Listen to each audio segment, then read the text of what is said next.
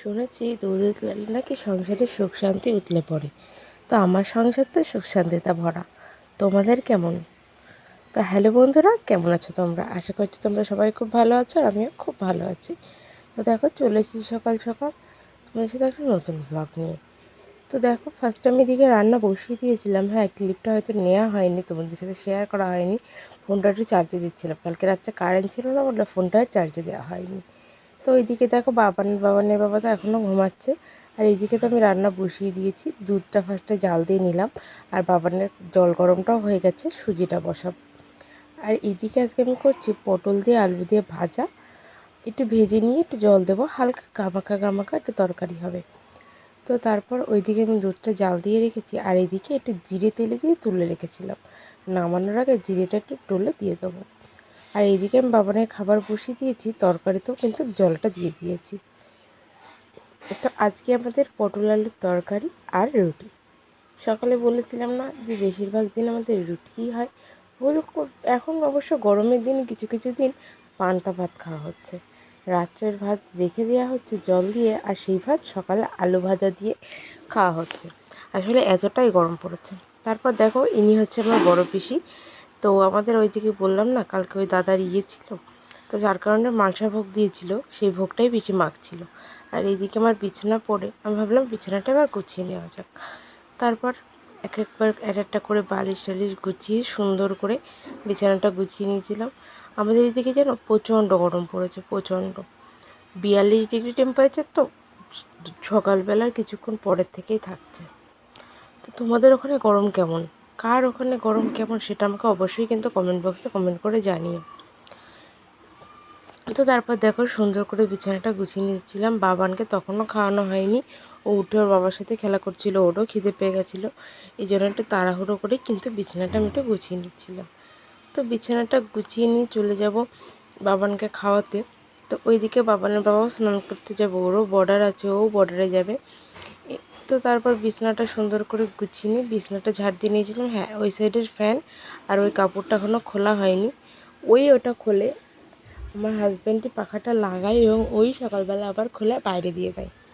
তো ওটা কাজ, ওরই এটা কাজ। আর বিছানা টিছানা আমিই করি। তো যাই হোক, তারপরে দেখো বিছানাটা সুন্দর করে গুছিয়ে দিয়েছে, তোমাদেরকে একটু দেখিয়ে দিলাম। তো ঘর ঝাড় দেওয়া আমার হয়ে গেছিলো।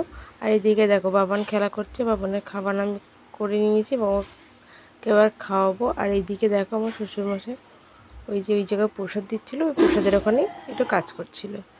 তো তারপর বাবানকে ঘুম পাড়িয়ে চলে গেছিলাম সোজা বাইরে।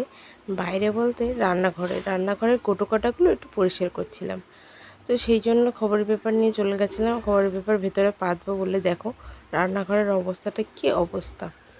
তো রান্নাঘরের মিটকেস টেস্টেসগুলো ঝেড়ে, জানো তো প্রত্যেক সপ্তাহে একটু পরিষ্কার না করলে না প্রচণ্ড নোংরা পড়ে। আগের দিন তোমাদের সাথে শেয়ার করেছিলাম যে কিভাবে কোটোগুলো পরিষ্কার করবে। তোমরা যদি এইসব বিষয়ে অন্য কোনো ভিডিও আমার কাছে চেয়ে থাকো, অবশ্যই কমেন্ট বক্সে কমেন্ট করে জানিয়ে আমি তোমাদের সাথে শেয়ার করার চেষ্টা করব। তো তোমরা অন্য কোনো টাইপের ভিডিও যদি আমার কাছ থেকে চেয়ে, যদি তোমরা ভাবো যে না আমি এই ভিডিও না ওই ভিডিও দেখব, আমাকে বলো কমেন্ট বক্সে, অবশ্যই তোমাদের সাথে শেয়ার করার চেষ্টা করব। তো তারপরে দেখো, কোটো কাটাগুলো সব পরিষ্কার করে এদিকে ভাত বসিয়ে দিয়েছিলাম, আর প্রেসারে ডাল সিদ্ধ দিয়েছিলাম। তো ভাতে জলটা ফুটে গেছিলো, আমি চালটা দিয়ে দিচ্ছিলাম। তোমাদের তো আগেই বলেছি যে আমি চাল কিছুক্ষণ ভিজিয়ে রাখি, এতে ভাত ভালো হয়। তোমরা একদিন একটু ট্রাই করে দেখবে ভাতটা খুব তাড়াতাড়িও হবে। হ্যাঁ, 1-1.5 ঘন্টার বেশি ভিজিও না, তাই কিন্তু চালটা ফাটা ফাটা হয়ে যাবে। মানে যখন তুমি ভাতটা লাগাবে, ভাতটা আস্তে আস্তে থাকবে না, ভাঙা ভাঙা টাইপের হয়ে যাবে, দেখতেও ভালো লাগবে না, তোমাদের খেতেও অতটা মনে যাবে না। তোমরা একটু খুব জোর 1 থেকে 1.5 ঘন্টা ভিজিয়ে রাখবে। জলটা ফুটে উঠলে চালটা দিয়ে ভাতটা কিন্তু বন্ধ করবে না, পুরো যেমন ফোটে সেরকম ফুটিয়ে সুন্দর করে নামিয়ে দেখবে। তারপরে দেখবে ভাতটা খাওয়ার সময়, আর ভাতটা এত তাড়াতাড়ি হয় কি বলবো। যাই হোক, তারপরে এই প্রেশার কুকারের একটা সমস্যা, সিটি দেওয়ার সঙ্গে সঙ্গে জল উতরে পড়ে, জানি না কেন এটা এরকম হয়। তো যাই হোক, তারপর পিষে ওরকম সিটি দিচ্ছিলাম, দিতে দিতে জল হচ্ছিলো বলে আমি সাইডে কড়াইটা ছিল, কড়াইটার মধ্যে প্রেশার কুকারটা নিচ্ছিলাম। আর এইদিকে হাঁড়িতে জল একটু বেশি হয়ে গেছিলো বলে আমি ডিস্কিতে তুলে নিচ্ছিলাম, আর একটু বেশি করে তুললাম যাতে ভাতটা ফোটে ভালো। তো তারপর আমার ডাল সিদ্ধ প্রায় কমপ্লিট। তো এইদিকে আমি কড়াইটা একটুখানি ধুয়ে নিচ্ছিলাম, আমাদেরকে তরকারি করে কড়াইটা ধোয়া হয়নি, জানো তো আমার শরীরটা খুব খারাপ লাগছিলো। তো যার কারণে আর আমি ধুইনি, ঘরে গিয়ে একটু শুয়েও নিয়েছিলাম সেই ফাঁকে। তো তারপর আমার ডাল সিদ্ধ প্রায় হয়ে গেছে, দেখো আবার সিটি দিচ্ছে। এদিকে আমার পিছনতে আমার শাশুড়িমা বলছে এই যে কী সমস্যা। তো তারপরে আমি এদিকে সিটিটা আবার বন্ধ করে দিয়ে আবার বসিয়ে দিলাম, যেহেতু মটরের ডাল 4-5টা সিটি তো দিতেই হয়। আর জানো তো, ডাল দেওয়ার আগে আমরা ডালে একটু তেল মাখিয়ে নিই। এই ছোটো ছোটো টিপসগুলোই না অনেকটা উপকার করে। তোমরা যখন মটরের ডাল সিদ্ধ করবে, মটরের ডালে তেল মাখিয়ে নেবে, আর জলটা ফুটে উঠলে একটু লবণ দিয়ে ডালটা দিয়ে দেবে, সর্ষের তেল মাখিয়ে নিয়ে দেখবে ডালটা তাড়াতাড়ি সিদ্ধ হয়ে যাবে আর খুব সুন্দর নরম হয়। তো যাই হোক, তারপর আমার এদিকে ডালটা হতে লাগুক, তারপরে আমি ভাতটা একটু নাড়িয়ে নিচ্ছিলাম। ভাতটা ফুটে গেছিলো, আর ভাতটার জোরটা বেশি কমানো যাবে না, তাতে ভাতটা ফাটা ফাটা হয়ে যাবে।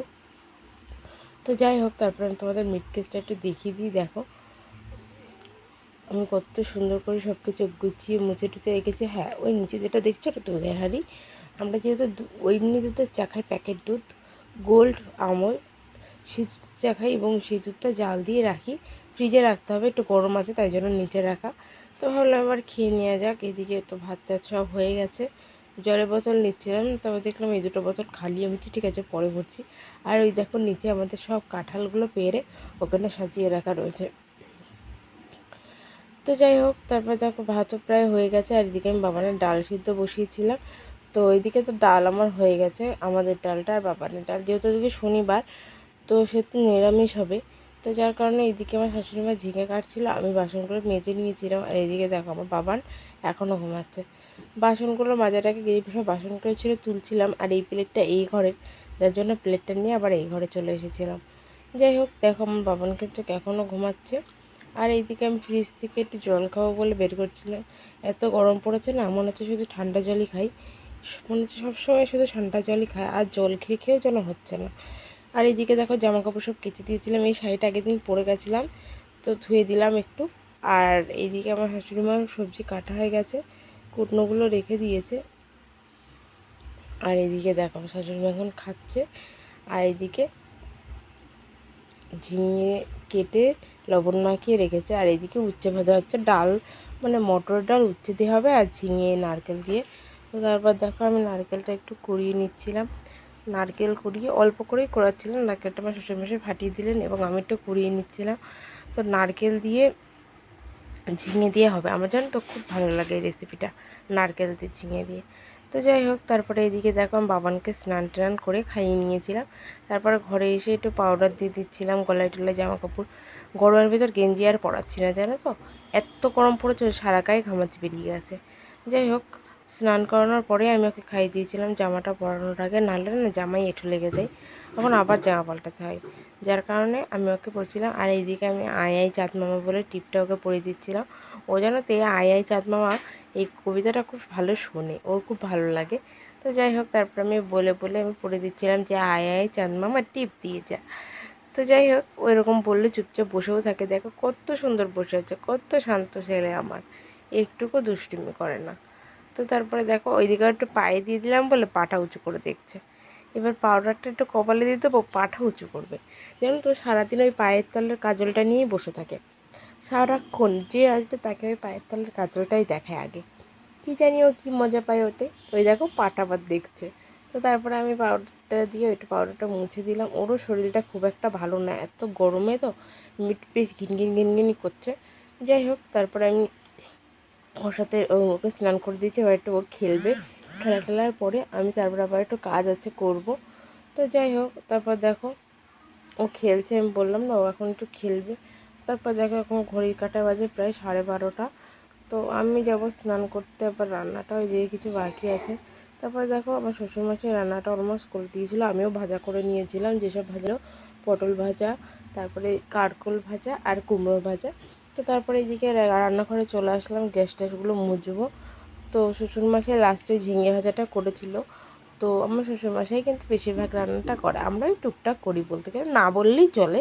তো যাই হোক, তারপরে আমি চলে গেলাম কড়াইটা নিয়ে সোজা কলপাড়ে রাখলাম, অনেক বাসন ছিল জানো তো, অনেকগুলো বাসন। তো তারপরে স্কচব্রাইটটা নিয়ে চলে আসলাম, যেহেতু প্রত্যেক দিন গ্যাসটা স্কচব্রাইট দিয়ে মোছা হয়, তো যার কারণে স্কচব্রাইট দিয়ে সার্ফ দিয়ে গ্যাসটা আমি সুন্দর করে মুছে নিচ্ছিলাম। ওর খাবারটা এখনও গোছানো হয়নি। ওইদিকে বাবা না দাদুর সাথে খেলছে, আমি একটু তাড়াতাড়ি করছিলাম।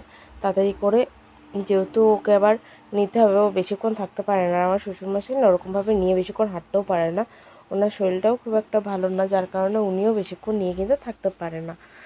তো যাই হোক, আরও থাকতেও চাই না, যতই তুমি নিয়ে বসে থাকো না কেন, যতই খেলনা দাও না কেন, থাকতেও চাই না। ওকে নিয়ে সবসময় একটু ঘোরো, একটু গোপালের ঘরে যাও, একটু ওকে নিচে ছেড়ে দাও, এইসবগুলো বেশি পছন্দ করে।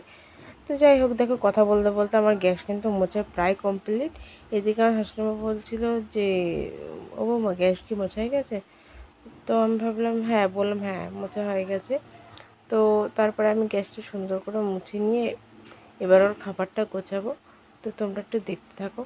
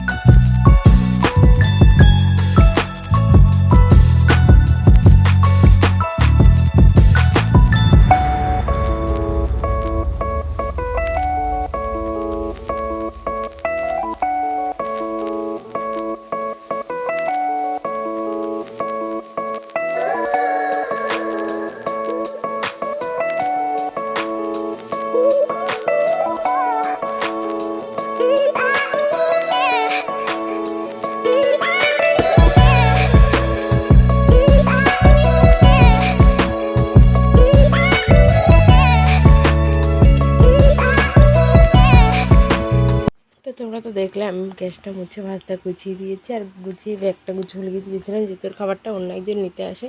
তারপর চলে এসেছিলাম কলপারে। দেখো আমি কিন্তু বাসনগুলো সব মেজে নিয়েছি, আর দেখো এত বাসন মেজেছি, আর এদিকে জামাকাপড়গুলো তুলে রেখেছিলাম।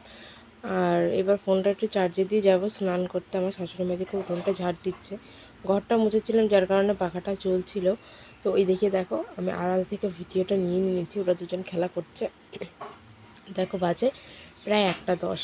তো যাই হোক, তবে স্নান করে চলে এসেছি, এবার যাবো পুজো দিতে। তো পুজো দেওয়ার আগে দেখো বাবানের সাথে একটু খেলছিলাম, যেহেতু ওকে একটু কান্না করছিল।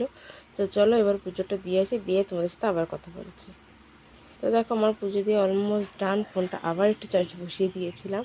তো তারপরে দেখো, যেহেতু না আমার ফোনটা না কেন চার্জ থাকছে না জানি না। তারপর পুজো দেওয়ার পরে আমরা বাবানকে একটা কাকিমাদের বাড়িতে আমরা সবাই একসাথে খেতে বসে গেছিলাম। এদিকে আমার শ্বশুরমশাই শাশুড়িমা, আমরা তিনজনে একসাথে খাচ্ছিলাম। তো তারপরে দেখো বাবান চলে এসেছে, এবার ওকে খাইয়ে একটু ঘুম পাড়িয়ে দেবো, এবার আমিও একটু ঘুমাবো। তো দেখো তখন বাজে 3টে বাজতে 5 মিনিট বাকি। তো চলো একটুখানি ঘুমিয়ে নিয়ে আবার। তো তারপর দেখো আমি আর বাবান ঘুম থেকে উঠে গেছিলাম, আর বিকেলে গেছিলো একটু ঘুরে উঠেছিলাম। প্রায় সন্ধ্যা হয়ে গেছে, 6:30 বাজে। তো বাবানকে এবার একটু খাওয়াবো, তারপর দেখিয়ে দিই। চলো আমার শ্বশুর এখন সন্ধ্যা দিচ্ছে, তো বাইরেটা একটু দেখিয়ে দিই। সন্ধ্যা আমাদের গোপুকে একটু দেখিয়ে দিই চলো। আর আমি আর বাবান কোলে করে একটু ঘুরছিলাম। এই দেখো আমাদের গোপাল, আর বাইরে তুলসী তলায়ও প্রদীপ দিয়েছে। মা এখন সন্ধ্যা দেওয়া হয়ে গেছে, পুজো দেবে। তো যাই হোক, ভিডিওটা আজকে এখানেই এন্ড করছি। ভিডিওটা যদি তোমাদের ভালো লেগে থাকে প্লিজ লাইক, কমেন্ট, শেয়ার আর সাবস্ক্রাইব করে দিও।